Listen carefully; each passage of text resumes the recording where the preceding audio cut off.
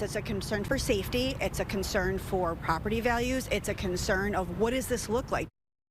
Welcome back. In Uptown, a proposed homeless shelter is making waves with neighbors, calling the plan unprecedented. As a result, tomorrow morning, the issue goes before the city's Zoning Board of Appeals. Our Casey Cronus has details.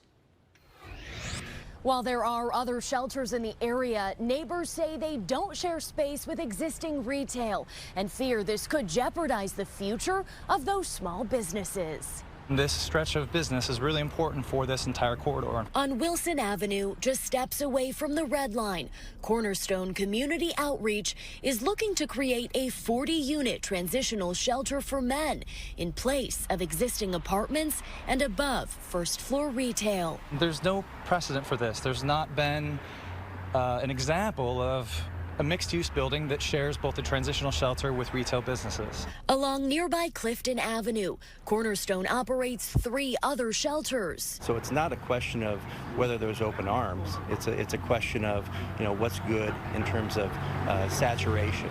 In this case, the nonprofit is asking for a special use permit to make it 4. I'm very concerned that there's a non-congregate men's shelter going above a 4 a.m. bar. In addition to Two Bears Tavern, the building also houses Uptown Church and Downstate Donuts. The team at Downstate Donuts sharing with us the possibility of a shelter is raising red flags with their insurance provider. I'm mostly concerned with the lack of transparency in the process. Meanwhile, Andrew Winter, the executive director of Cornerstone, says there are not enough places in Chicago for those experiencing homelessness to go, and this building is a good example of how to meet that need. Alderwoman Angela Clay tells us she is on board with this project moving to the next phase, adding that she is requiring a written safety plan, including 24/7 security and cameras.